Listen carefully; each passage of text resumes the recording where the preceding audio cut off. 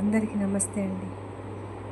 మనకు ఏదైనా బాధ వచ్చినప్పుడు దేవుడు ముందుకెళ్ళి మొరపెట్టుకుంటాము.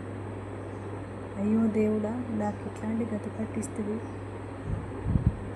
నీకు కనికరం లేదా, నా బాధను తగ్గించవా దేవుడా అని మొరపెట్టుకుంటాము. కానీ ఆ మొర వినిపించుకోడు, మనకు ఎదురుగా వచ్చి సమాధానం చెప్పడు. అందుకే అద్దం మన ముందు పెట్టుకొని మన ప్రతిబింబంతో మొరపెట్టుకుంటే ఆ అద్దంలో మన ప్రతిబింబం మనకు కళ్ళకు నీళ్లు కారుతూ ఉంటే మన ప్రతిబింబానికి కూడా కళ్ళకు నీళ్లు కారుతాయి. అప్పుడు మన బాధ మన ప్రతిబింబము విని అర్థం చేసుకొని మన ధైర్యము మనకే చెప్తుంది.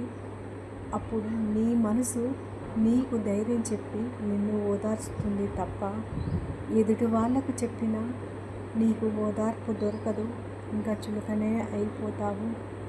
ఆ బండలా ఉన్న దేవుడికి చెప్పినా మనకు సమాధానం ఇస్తలేడు. ఫోటోలో ఉన్న ఆ దేవుడి ముందు కూర్చొని ఏడ్చినా కూడా మన కన్నీళ్లు చూసి సప్పుడేకునే చూస్తుంది. అందుకోసమే అద్దము ముందట పెట్టుకొని ఏడ్చినామనుకోండి, అప్పుడు మన ప్రతిబింబము ఆ అద్దంలో కనబడి ఆ నీళ్లు కారేటి మనకే కనిపిస్తాయి. మన మనసు మనకు ధైర్యం చెప్పి మనకు ఓదార్పునిస్తుంది. అందుకోసమే ఎవరి ముందల ఏడవకు, ఏ దేవుడి ముందట మొరపెట్టుకోకు, నీ ప్రతిబింబానికి నీవే మొరపెట్టుకో. నీ ప్రతిబింబంతో నువ్వే నీ బాధలు పంచుకో, చెప్పుకో, నీకు నువ్వు ధైర్యంగా నిలబడు. అప్పుడే నువ్వు ముందుకు సాగగలుగుతావు. కానీ బయట జనాలకి నీ బాధను, నీ కన్నీళ్లను చూపియకు.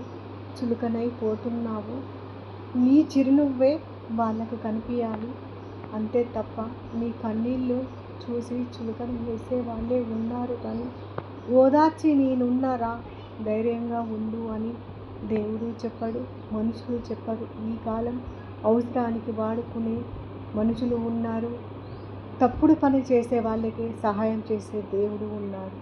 అందుకోసమే నీ ప్రతిబింబమే నీకు కరెక్ట్ సమాధానం చెప్తుంది. నీకు నువ్వే ధైర్యం చేసుకొని నిలబడి ముందుకు సాగు, ప్రయాణించు. గొంతులో ప్రాణం ఉన్నంత వరకు ప్రయాణిస్తూనే ఉండు. చెవులు మూసుకో, నోరు మూసుకో, కళ్ళు మూసుకో,